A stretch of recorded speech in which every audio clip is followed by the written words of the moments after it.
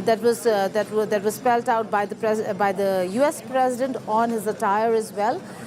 We again will have to wait and see how this meeting turns out. But he this time around is flanked by senior, very, very senior European leaders from very powerful countries. Again, these are visuals, live visuals that are coming in from Washington, D.C. News just coming in. Zelensky has reached White House. We were showing you visuals of Ukrainian President Zelensky being received by President Trump at the White House. They have just gone in. There is going to be a massive delegation talk between President Trump, who would also be accompanied by Vice President J.D. Vance, is what we have learned. And on the other side, we have President Zelensky, who has senior European leaders, presidents, and the European Union Commissioner, Ursula von der Leyen, all of them there accompanying Zelensky to ensure that this time around it is not a repeat of what happened last time. That there is serious conversation that is had after knowing very well that there was a meeting that took place between the US president and the Russian president, wherein they walked back talking not about an immediate ceasefire, but maybe a more permanent peace agreement between the two countries. President Trump, ahead of that meeting, had very clearly said that he is not going in to negotiate on behalf of Zelensky, that the Ukrainian president will have to do that himself.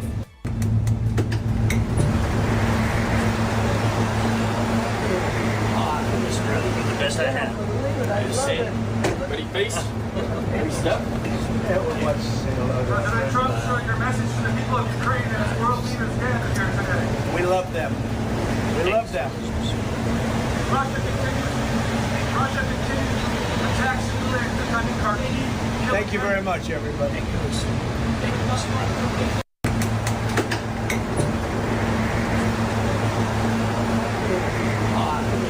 The best I had. I just say it. Ready, face? Every step? That was President Zelensky and President Trump addressing the media. One question as to what do they have to say to the people of Ukraine. Zelensky went first saying we love them, followed by President Trump saying, reiterating or echoing what Zelensky said, saying we love them.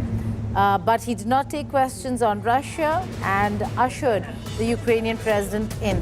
So in some time from now, we will have visuals coming in of President Zelensky along with European leaders meeting with the US president. Michael, if I still have you here with me, this is an important meeting. The visuals are in. Zelensky has arrived at the White House. The meeting is to begin. It does seem like there is a lot of tension around what is to happen over here. And we were talking about land, but this has more to do with not just land, but also questions of sovereignty, America being the net security provider, no more, and how Europe is going to deal with anything that Trump says from here on. Yes, and just to quickly get on the visuals, I do see Mr. Zelensky wearing sort of a suit. I think that's a show of respect. There were reports on Ukrainian media that Zelensky was instructed by the White House to wear a suit this time. The other thing I wonder is whether he brought an interpreter with him this time. A lot of Ukrainians criticized Zelensky for that last meeting, that he wasn't able to respond to Mr. Trump quickly or properly enough. So hopefully he has an interpreter. Okay, more visuals coming in, Michael. Now, these are visuals of President Zelensky and President Trump. These are important. This is the Oval Office, and this is the very same place, the very same position to have the President of Ukraine with us. Okay, let's listen. We've had a lot of good discussions, a lot of good talks, and I think progress is being made, very, very substantial progress in many ways. We had a good meeting, as you know, just a short while ago with the President of Russia. And I think there's a possibility that something could come out of it. And today's meeting is very important. We have, I guess, the seven very powerful leaders from Europe, and we're going to be meeting with them right after this meeting. And thank you very much for being here. Thanks so much, Mr. President. If I can, first of all, thank you for invitation, and thank you very much for your efforts, personal efforts to stop killings and stop this war. Thank you. And using this opportunity, many thanks to your wife, First Lady of the United States. She sent a letter to Putin about our children, abducted children, and my wife, she, First Lady of Ukraine, she gave the letter. It's not to you, to your wife. Oh, I want it. Yeah. So we are saying this is a sensitive topic, yeah. Yes, please. And thanks to our partners and that you supported this format, that after our meeting we can have leaders who are around us, UK, France, Germany, Italy, Finland, EU, NATO, I mean all partners around Ukraine supporting us. Thanks to them. Thank you very much for invitation. Thank you very much for being here. President Trump. Do you think it's fair? Yes, Peter, go ahead. Thank you, President Trump. So, President Zelenskyy, you say in a post on X today, Russia must end this war, which it itself started. President Trump, you say President Zelenskyy of Ukraine can end the war with Russia almost immediately if he wants to. Which is it? No, I think that's true. I think we're going to have a meeting. I think if everything works out well today, we'll have a trilat. And I think there will be a reasonable chance of ending the war when we do that. And is this the end of the road for American support for Ukraine? Is today's meeting deal or no deal? I can never say that. It's never the end of the road. People are being killed, and we want to stop that. So I would not say it's the end of the road. No, I think we have a good chance of doing it. It's been almost 4 years now that a lot of people were killed last week. A lot of people last week. I mean, millions of people killed, but a lot of people last week for whatever reason. A big number, a lot of soldiers, on both sides. And I know the president, I know myself, and I believe Vladimir Putin wants to see it ended. And as you met with Putin on Friday, today you've got President Zelenskyy here. As you listen to Russia and Ukraine, which side has the better cards? Right? Well, I don't want to say that. I'm just here to be. Look, this isn't my war. This is Joe Biden's war. He's the one that had a lot to do with this happening, and we want to get it ended. And we want it to end good for everybody. We want it to end good. The people of Ukraine have suffered incredibly. And to that point, President Zelenskyy, are you prepared to keep sending Ukrainian troops to their deaths for another couple years, or are you going to agree to redraw the maps? Thank you for your question. So, first of all, we live under each day attacks. That today have been a lot of attacks and a lot of wounded people, and the child was dead, small one year and a half. So we need to stop this war, to stop Russia, and we need support, American and European partners, and we will do our best for this. So, and I think we show that we are strong people, and we supported the idea of the United States, personally of President Trump, to stop this war, to make a diplomatic way of finishing this war, and we are ready for trilateral, as President said. This is a good signal about trilateral. I think this is very good. Thank you. Mr. President.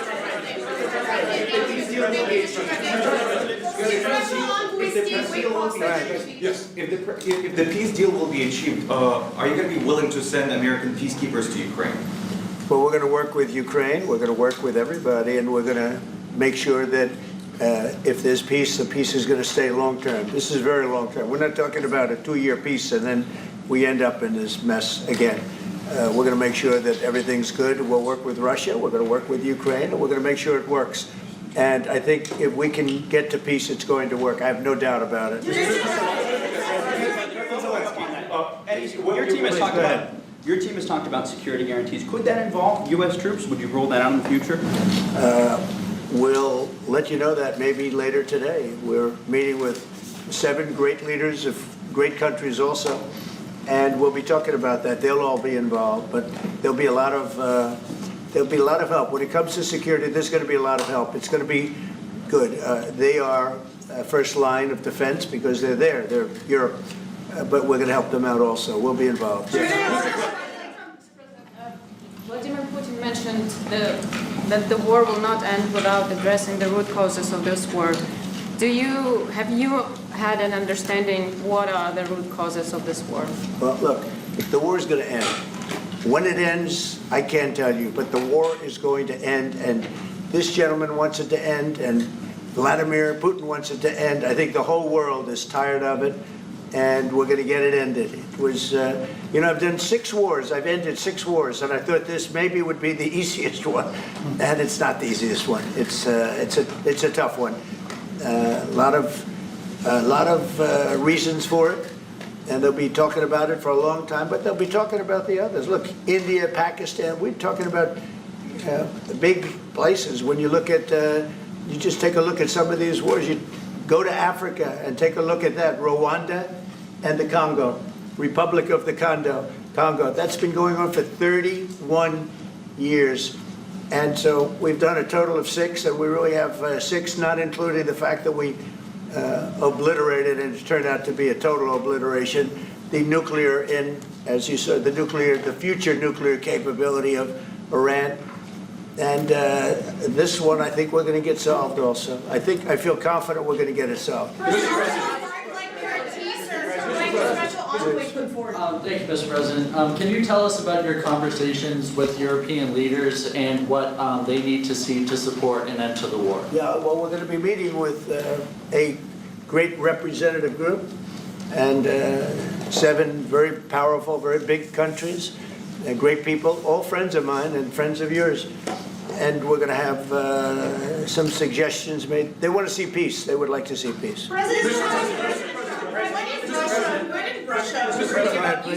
In the red. President Trump, do you think it's fair for Ukraine and for Russia to achieve a lasting and durable peace if Ukraine cedes its territories that Russia hasn't yet conquered? Do you think it's a fair peace for Ukraine?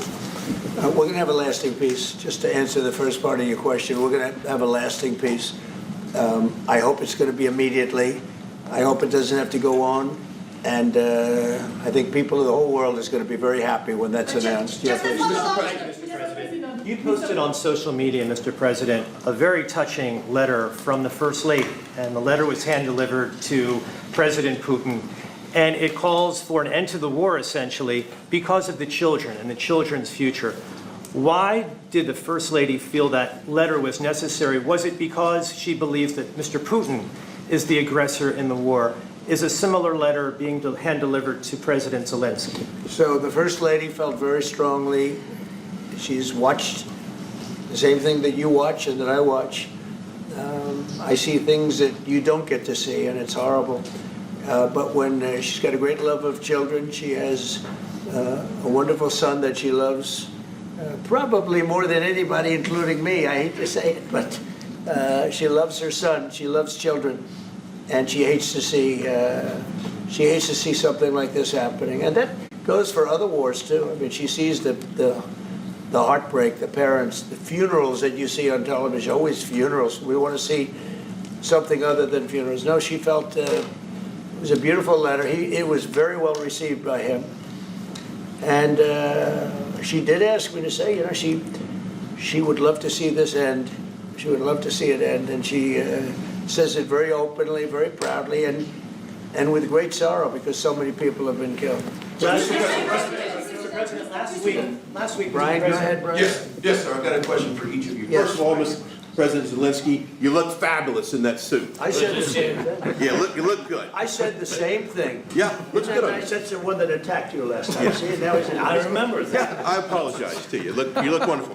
No, my first question for you, President Zelenskyy. In the same suit. You see, I changed, you are not. Maybe yours is much better. Real quickly, upon peace, God willing we get peace, are you open to holding an election in your country? Yes, of course. We are open for election, yes. We have to do safety circumstances, and a little bit we need to work in the parliament, because during the war you can't have elections, but we can do security. We need, we need a truth, yes, everywhere, in the battlefield, in the sky, in the sea, yeah, to make possible for people to do democratic, open, legal elections. So you say during the war you can't have elections. So let me just say 3.5 years from now. So you mean if we happen to be in a war with somebody, No more elections. Oh, that's good. I wonder what the fake You like news this is gonna idea? say. Yeah. No. Speaking of news, I got a question for you. This sounds insane for me even to ask this, but do you think the American media really doesn't even want a peace deal because they've been so critical of you every step of the way as you lead the charge for peace? It's an amazing phenomenon. I said that if in the settlement you got Moscow, St. Petersburg, and thousands of miles around them, they would say I made a bad deal. The level of hatred and animosity is incredible. Not with all. I mean, we have great people up here. We also have terrible people up there that I think are told what to say. But, you know, in solving all of these wars, they don't even write about it. You know, I saw major wars. I saw wars that have been going on for 31, 35, and 37, and a couple of quicker ones. One that was going to go into a full-blown deal very quickly. You know what the one I'm talking about. It was a big one. But they don't even write about that. No matter what I do, no matter what, and you know, this is not anything to do with you. It's probably to your advantage in a certain way. But no matter what I do, no matter what deal I make, from my standpoint, you'll come out good. Maybe President Putin will come out good. But they'll say, Trump was absolutely horrible. It's just that, and I've lived with that for a long time. I've lived with it since just before the first election. I used to get great publicity. Now I get the worst publicity anyone's ever gotten in office, but I won in a landslide, so that people understand. They're the only ones that count, ultimately. But I've also had great reporters. I've had journalists that are very good. But it's very sad when you do the right thing. As an example, they said, because of the fact that Vladimir Putin came to American soil, this was a tremendous defeat for Donald Trump. No, it was really wonderful that he did it. It was a hard thing for him to do, to be honest with you. It was the opposite of what they said, but they said it. Now, if he didn't come, they'd say that was also bad for Trump. You know, there's no way. And there's just a great dishonesty of the press, and I think that's why it's lost its credibility. You know, its credibility is at an all-time low. We have a thing going on right now in D.C. We went from the most unsafe place anywhere to a place that now friends are calling me up, Democrats are calling me up, and they're saying, sir, I want to thank you. My wife and I went out to dinner last night for the first time in 4 years, and Washington, D.C. is safe, and you did that in 4 days. I'll tell you, it's safe. I had another friend of mine, he has a son who's a great golfer, he's on tour, and he came in fourth yesterday in the big tournament where Scotty Scheffler made the great shot, and he said his son is going to dinner in Washington, D.C. tonight. I said, would you have allowed that to happen a year ago? He said, no way, no way. He said, what you've done is incredible. And I think the people realize it. But the press says, he's a dictator, he's trying to take over.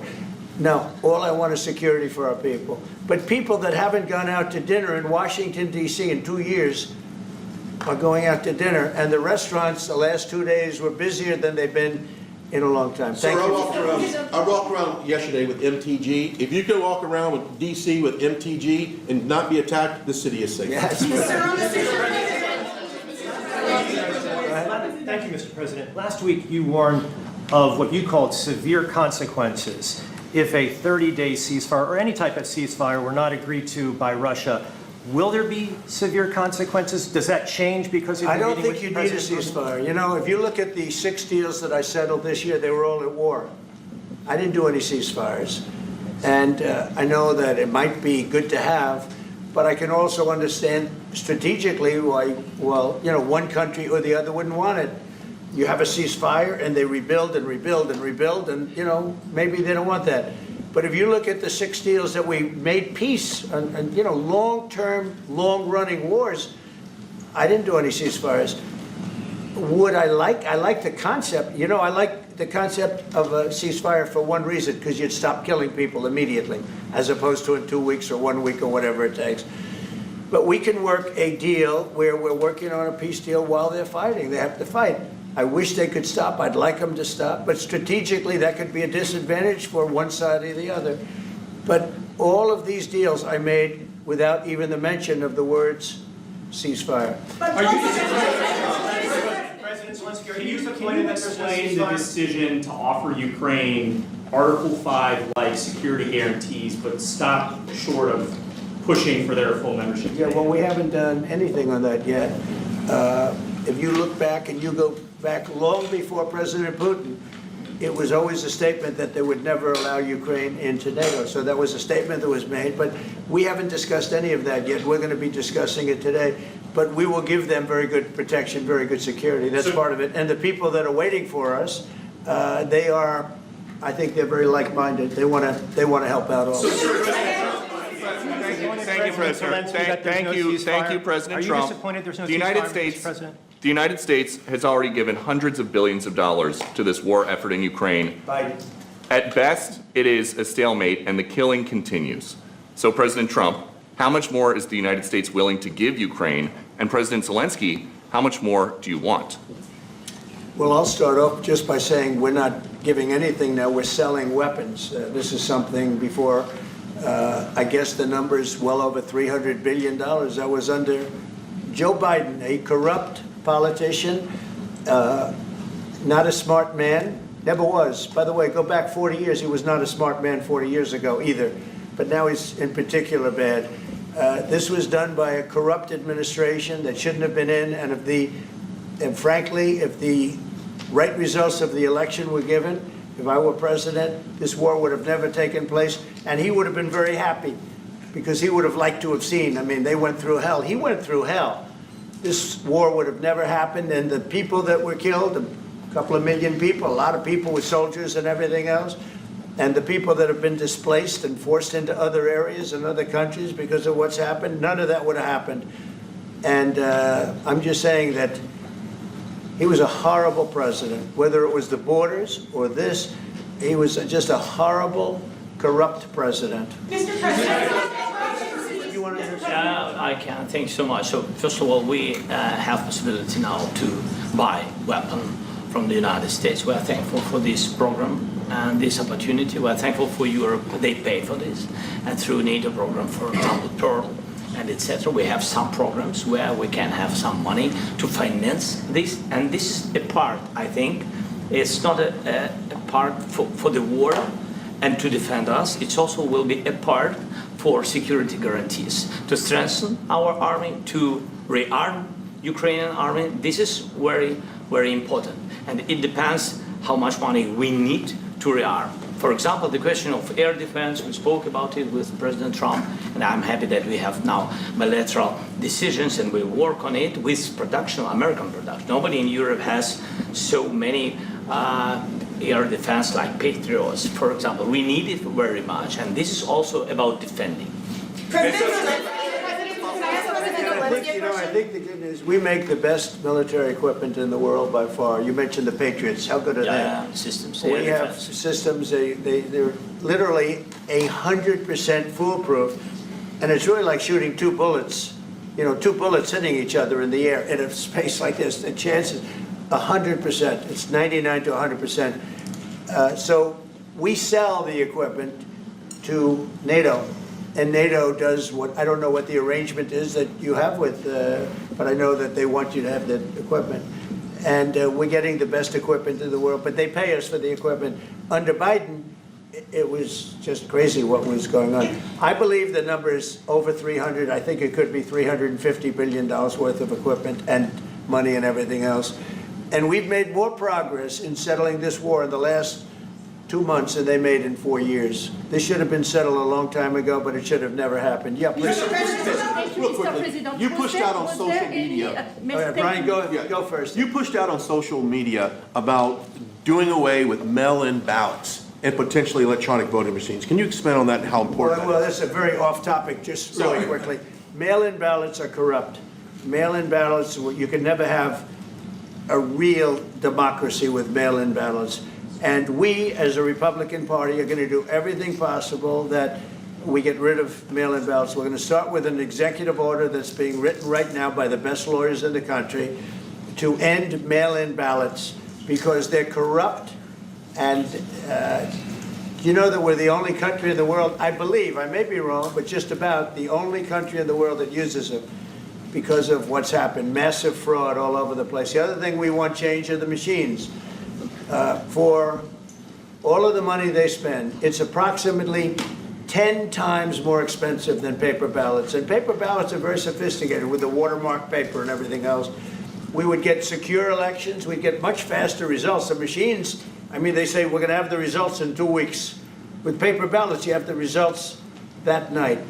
Most people, but most people, many countries use paper ballots. It's the most secure form. So between paper ballots, very, very important, paper ballots, and I think maybe even more important, the mail-in voting. We're going to end mail-in voting. It's a fraud. If you have mail-in vote, even Jimmy Carter with this commission, they set it up. He said the one thing about mail-in voting, you will never have an honest election if you have mail-in. And it's time that the Republicans get tough and stop it because the Democrats want it. It's the only way they can get elected. Because with men and women's sports and with transgender for everybody and open borders and all of the horrible things, and now the new thing is they love crime. They're fighting me on the fact that I've made Washington, D.C. safe. We're not going to get mugged, beaten up, or killed like all the people you've been watching get so badly hurt. I'm glad, I hate to take your time with this, but I'm glad you asked me that question. Sorry. We're going to stop mail-in ballots because it's corrupt. You know, when you go to a voting booth and you do it the right way and you go to a state that runs it properly, you go in, they even ask me, they asked me for my license plate, for identity. I said, I don't know if I have it. They said, sir, you have to have it. I was very impressed, actually. But it's very hard to cheat with mail-in voting. As you know what happens in California, it's so corrupt, where some people get 5, 6, 7 ballots delivered to them. Now, we got to stop mail-in voting, and the Republicans have to lead the charge. The Democrats want it because they have horrible policy. If you have mail-in voting, you're not going to have many Democrats get elected. That's bigger than anything having to do with redistricting, believe me. And the Republicans have to get smart. We're not going to have a country. I said for a long time at rallies, you need borders and you need free and fair elections. Those two things, otherwise you don't have. We have strong borders now. In 90 days, Mr. President, we didn't have 0, 0, and 3 months. Not one person came in illegally into our country. In fact, even I find that hard to believe, but it's run by a little bit of a liberal group that put out the numbers, so I guess it's, but 0, 0, and 0. You go back a year ago, 2 years ago, 3 millions of people poured into our country. It was terrible. Thank you very much. Do you need from President Trump to be able to make a deal? Is it American troops, intelligence, equipment? What is it? Everything. And really, it includes 2 parts. First, strong Ukrainian army. That's what I began to discuss with your colleagues. And it's a lot about weapon and then people and training missions and intelligence. And second, we will discuss with our partners. It depends on the big countries, on the United States, on a lot of our friends. And Mr. President, are you willing to commit American troops to that NATO-like protection in order to get President Zelenskyy to a deal today? Well, I don't know if you define it that way, but NATO-like, I mean, we're going to give, we have people waiting in another room right now. They're all here from Europe, biggest people in Europe, and they want to give protection. They feel very strongly about it, and we'll help them out with that. I think it's very important. I think it's very important to get the deal done. You've been involved with the peacekeeping in Ukraine since your first day in the administration. What would you say to the Ukrainian people right now who are suffering under the Russian attacks and hoping that the American people will stand with them? Well, I know Ukrainian people. I've known many over the years. They're great people. They're smart. They're energetic. They love their country. I mean, they love their country, and we want to get this war ended. That's all I can do. I love the Ukrainian people, but I love all people. I love the Russian people. I love them all. I want to get the war stopped. Very important. Mr. President, was there any aspect of your discussion with Vladimir Putin that left you disappointed? Look, we just spoke to, I was just telling the president, I just spoke to President Putin indirectly, and we're going to have a phone call right after these meetings today. And we may or may not have a trilat. If we don't have a trilat, then the fighting continues. And if we do, we have a good chance. I think if we have a trilat, there's a good chance of maybe ending it. But he's expecting my call when we're finished with this meeting. Thank you very much, everybody.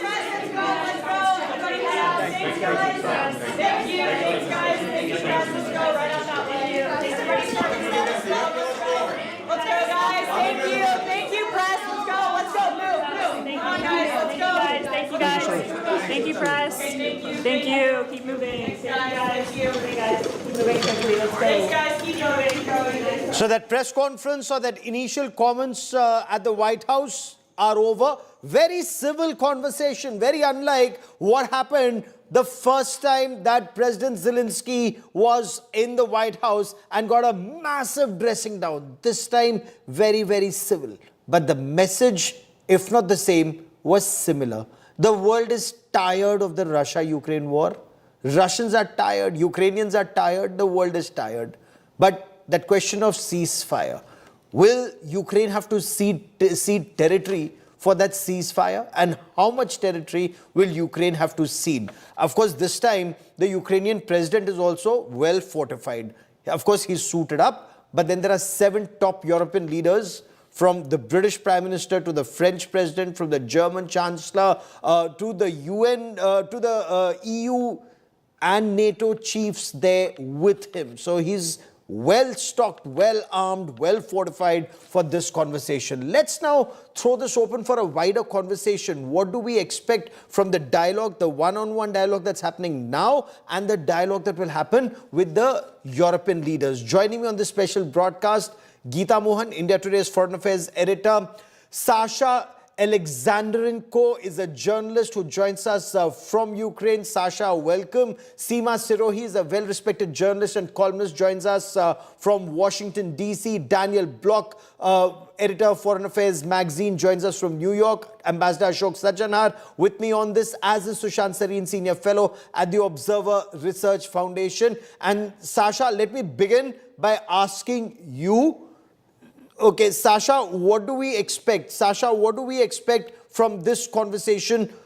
Is Ukraine willing to cede territory for ceasefire, or is ceding territory completely off the table? Good evening, everybody. Thank you for this translation. So I would say that, of course, people of Ukraine and communities, they want to have very, very careful hope for the best and for the ceasefire. But for now, all experience of Ukrainian population, it's every time the ceasefire was announced by Russian Federation, so it never happened. So if there will be no very powerful statements or very powerful sayings from European leaders, from USA leader, so what's going to happen to Russia if they will not follow their promises? I think it's just another talk about ceasefire or about peaceful negotiation, which unfortunately leads to nowhere and make no changes for Ukraine and for Ukrainian population. Seema Sirohi, in the way you look at this situation, President Trump's meeting with President Putin, now meeting President Zelenskyy, and with 7 top European leaders there at the White House in Washington, D.C. right now, what kind of forward movement can we expect? Well, the best forward movement would be the trilateral meeting that President Trump talked about. But there's a lot to happen. Okay, give me a moment. I think I've lost your link. Let me also bring in Rohit Sharma, who joins us from Washington, D.C. Rohit, what's the buzz in D.C.? Will this, as Seema Sirohi was just telling us, lead to a trilateral Russia, Ukraine, US? And what are all the European heads of state and government saying? Well, look, Gaurav, they had a good, I think, meeting at the embassy, at the Ukrainian embassy, right before they all came to the White House. except for Macron, who directly came from the airport to the White House. They want to achieve peace. They want to be able to nudge President Trump to get a little tough on Russia. I think their concern is that they don't want to bully Ukraine to be giving up too much territory. So that's number one. The other thing is that, as you saw President Trump talk about, that he's hopeful for a trilateral. He's saying that it is possible. We'll have to wait and watch how the things pan out.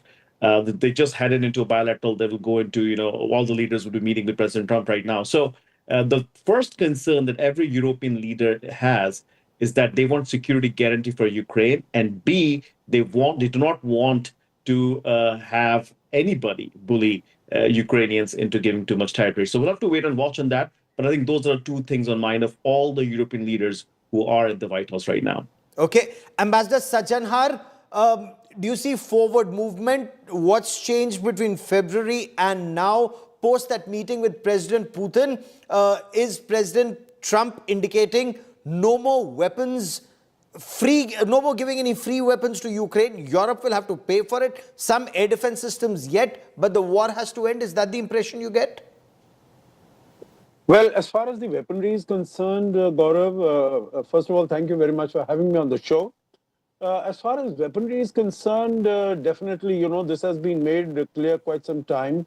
Even the last time when the consignment of weaponry had gone from the United States, I think all the American leaders, including Trump, Rubio, Vance, were sort of, backslapping each other and complimenting each other that they were not giving free weapons and that they were being sold and NATO would be paying for them. So I think that has been the pattern that has been set after Trump has come in. But I think as far as peace is concerned, Gaurav, I have, what Mr. Trump is doing is really presenting some sort of a fait accompli to Europe and to Ukraine. Because, there have been informed leaks that have been at him in Alaska. So it doesn't leave any further scope for, any flexibility or any negotiation or any maneuvering on the part of Ukraine and Europe. Okay, but all these 7 leaders who've come, and I've got their entire list, Sushant Sareen and Geeta weigh in on this in just a moment. From Friedrich Merz, the German Chancellor, to Emmanuel Macron, the French President, to Keir Starmer, British Prime Minister, Giorgia Meloni, Italian Prime Minister, Alexander Stubb, the Finnish President, Ursula von der Leyen, EU President Mark Rutte, NATO General Secretary, the coalition of the willing, Sushant Sareen.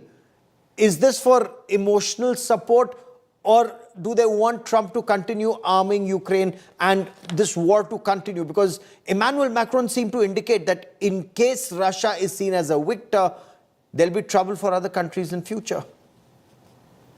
Yeah, so the problem is going to be that there could be other trouble for other countries, but do they really want this war to continue? Maybe Western Europe wants the war to continue because they are really not losing people, and it's not their territory that's getting the bomb the hell out of. But I think even for the Ukrainians, it's going to be a very difficult job to accept the loss of territory. Look, Gaurav, we know, everybody knows around the world that accepting loss of territory is the single most difficult thing for any sovereign country to accept. So I think one should look at the predicament of the Ukrainians. But then the problem is, what is the choice? By all accounts, there are only bad options. Either you let the war continue and, thousands of people more will die, or you accept a bad deal, which is probably the best of bad deals, and try and get some kind of peace. But then the devil will be in the detail. Will whatever territory is ceded, will it be permanent or will it be temporary? Okay. What will be the security guarantees? What will be the nature of those security guarantees? The Russians want that Ukraine be completely disarmed. Will that be on the table? Will that not be on the table? Totally disarmed and denazified is the terminology that Trump is using, but that may well be a maximalist position. Sushant Sareen, give me a moment as I bring in Geeta Mohan into this conversation, because Geeta, President Putin was very clear. He's not in this for a temporary ceasefire. He wants a permanent settlement, and from what our analysts seem to indicate, that there is no LOC kind of a situation that he wants, that you'll have a festering border with Ukraine. He wants it very clear, no military at the borders, no Ukrainian forces at the borders to target the new Russian territory. Well, absolutely, Gaurav. Even before the two sides went into a conversation, remember, the US president did not take so many questions from reporters as he did with Zelensky last time around and this time around as well. With Putin, the moment the leaders came in, the press secretary, it was the American side that kept saying, okay, thank you, please leave the room, please leave the room. They did not want any questions because they did not want anything that could scuttle those talks that were really critical and important. And he had already walked back on the demand for immediate ceasefire. So he already knew what the Russians really are coming in to speak on. And the plan was in place, whether it's Russia-US bilateral or for that matter, what it means to have peace. And like you said, it was not temporary in nature. It's not a ceasefire. He wants complete understanding and clarity on acceptance, on endorsement when it comes to the Donbas region, that's Donetsk and Luhansk, and certainly Crimea. I would have thought it would have gone as far as Zaporizhia nuclear power plant, but that's something that's not been reported or in conversation. So let's see what the conversation today is going to be on Zaporizhia, Kherson, Odessa, but certainly not Donbas and Crimea, which for Russia are off the negotiating table. So before we listen into what Donald Trump had to say and President Zelensky had to say, Sasha, let's take this region by region. Initially, Sasha, President Zelensky had indicated there will be no question of ceding any territory. But territories that Russia had in control, for example, since 2014, Crimea, or territory that they had in control, for example, 80% of the Donbas region, Donetsk and Luhansk, will President Zelensky be in a position to cede these territories? I'm not even coming to Zaporizhia and Kherson, and Zaporizhia has the nuclear power plant. What will be the repercussions if he has to cede these territories to Russia? I think that President Zelensky now is a very difficult position because for him to declare that territories, we are talking about territories that was annexated since 2014, like Crimea Peninsula and partly Donetsk and Luhansk region. So his promise to Ukrainian people was not to give up on the territories, and we are still have a huge amount of people who are living on that territory and who are waiting to Ukraine to come back. So in order to not to have all the anger of the military personnel of Ukraine and their families and all the community, President Zelensky should follow his promise and try to negotiate all the territories of Ukraine to come back. Otherwise, so it's legalized annexion of the territories for all the countries in Europe, USA, and even Asia. So it's a quite difficult position and quite difficult situation for Ukrainian president for now. Indeed, Ambassador Sajjanhar, it would appear as, Sushant Sareen was just telling us, the choice is between bad and bad or from bad to worse, whether he accepts the war that continues or ceding territory, which would be disastrous for his presidency. No, you're right, Gaurav. I think one really has to look at the least worst of all the bad proposals that are on the table. And I think some sort of, one is the absolute ideal position, which is, what is in the Ukrainian constitution, which President Zelensky has also been mentioning, that there will be no ceding of territory. But, there is something also called realpolitik. And, yes. If you have, Crimea has now been with Russia for the last 11 years, since 2014, February of 2014. And also we see that at least the two provinces that have been claimed, whether it's the Donbas, the Donetsk and the Luhansk, those, I think it will be extremely difficult for Europe, for Ukraine and the West to recover. I think the best case scenario would be really if Zaporizhia and Kherson, if they can be retained, and what are these security guarantees? Because what Putin is trying to do is to say that there'll be no NATO forces. In terms of Ukrainian army also, it will be severely limited. Now that is basically significantly compromising the security of Ukraine. And I think those are aspects on which possibly discussions can take place. And Rohit, are we expecting, best case scenario is forward movement is a trilateral between President Zelenskyy, President Putin and President Trump? The European leaders, and you've been able to speak to some of their teams, are they here for just moral support, or are they here to say, continue giving them weapons, Europe will pay, if Europe has enough funds to pay, given the situation that they're facing? So what is that broader strategy?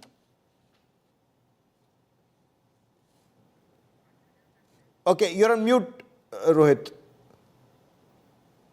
No, I think you can hear me. Can you hear me now? Yeah, go on. I'm sorry, apologies. So one of the things that was discussed this morning was about the fact that, how will this meeting today, or these meetings, would go, right? And one of the things they talked about was that the security guarantee is the most important thing, and that's the first thing that Europeans want, and they're coming in to support Zelenskyy on that. That's the first thing.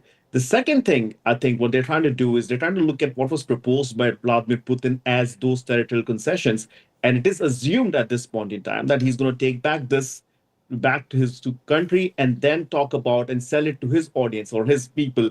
This is what he should do or shouldn't do. So I think nobody's expecting a realistic, ceasefire or end of the war today, or not even, a trilateral summit, a date to come out of it today. I think the goal is to make sure that Zelenskyy can understand what the US is asking or are relaying what the Russians have told the Americans. And then the Zelenskyy and the Europeans can talk about the security guarantees. The other thing is, and this is very interesting, Gaurav, is the fact that Zelenskyy must take these back to home, because the Ukrainian constitution requires a national referendum for any territorial changes. And this is a problem. And obviously, the Europeans are saying that's his problem to figure out. But that's been his talking line. That's what he said in this morning's meeting at the embassy in Ukraine. So there are a lot of concerns at this point in time, but there's no timeline. And as far as President Trump and the Americans are concerned, they just want to keep the momentum going. So yes, you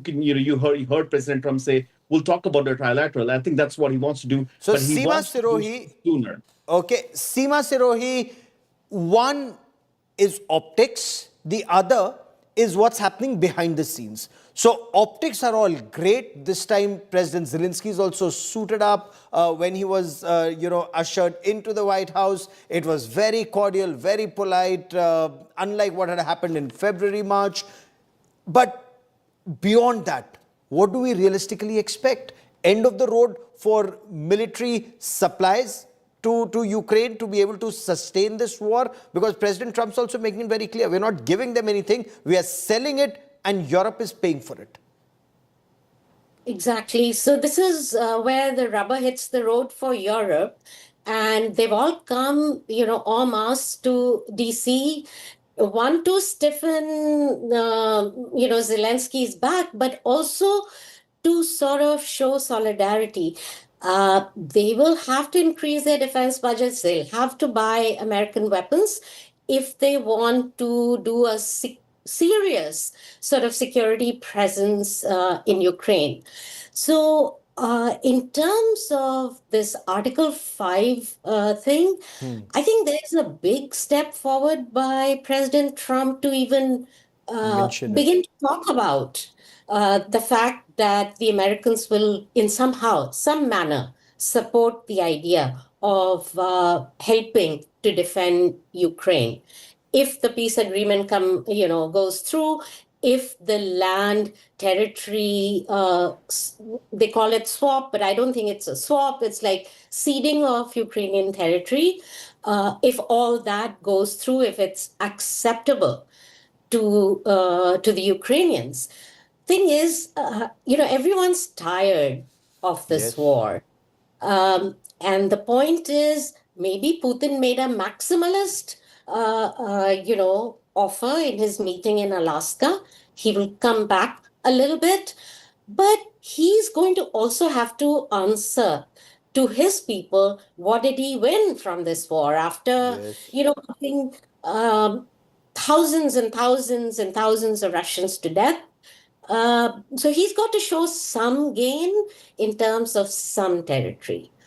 So and that territory has to go beyond the Donetsk and Luhansk region that he had. 88% is what he perhaps has now, from 75 to 88. Crimea he had. So can he retain Zaporozhye and Kherson? And we're not even talking about Sumy or Kharkiv pockets there that he has under his control, according to media reports. Daniel Block, senior editor of Foreign Affairs magazine, New York, joins me on the broadcast. And Daniel, from whatever you've heard from President Zelenskyy and President Trump, the conversations different from the one that they had in February, but overall, what's the big expectation from this meeting for you? I think it's hard to say right now because, as you rightly noted earlier, there's what we see happening publicly, and then there's what's happening behind the scenes. That said, I think the fact that this didn't end with a blow-up between Trump and Zelenskyy will be a positive side for the Ukrainians. And I think that what they're really hoping is that, in combination with the other leaders in Europe, they can persuade Trump to continue leaving open channels for them to purchase military equipment to send to Ukraine. I think they still regard it as extremely unlikely that there's going to be a negotiated settlement to the war in Ukraine right now. The sense I have from what Ukrainians have said, from the way the Europeans feel, and from basically the offers that Putin has put forward, is that while obviously everybody is tired of the fighting of the war, there's no deal to be had that will leave the Ukrainians happy. And understandably so. I mean, Putin is demanding that Ukraine hand over territory that it still currently controls. So I think right now what Ukraine and its allies are looking to do are to keep the pathway for American support open. That's the goal. That's the hope. And whether or not they'll succeed, well, we'll find out. Sushant Sareen, one part is getting military hardware. The other part is having trained manpower to be able to operate it. Because a system like the Patriot system, to be able to use it effectively, you'd need to spend not weeks but months and months to be able to master that technology. Does Ukraine have that kind of manpower and that kind of trained manpower to operate all the military hardware that may be coming in? Gaurav, the problem is not just about the trained manpower. The problem is also going to be, will the Ukrainians be able to get enough people in their army? Yes. There are so many reports about people not wanting to join the war. They're trying to duck the conscription that is taking place. And the army is being denuded of soldiers, partly because of casualties, partly because many people don't want to join the fight, right? And you literally are forcing people to join the army. Now, there could be some exaggeration in those reports, but nevertheless, the fact of the matter remains that there is a manpower crisis, not just in terms of training, but in sheer numbers. So there is that crisis as well. Now, you can carry on this war, and like I said, it's very easy for the British to say that, guys, carry on fighting. That has been British policy for 500 years. Make others fight and sit on the sidelines and make a profit of the war. So the Brits would want to do it. Some of the other continental European countries have some genuine concerns about Russia. And maybe some kind of a deal, some kind of security guarantees can be worked out. But Gaurav, also remember one thing, there is going to be a problem for the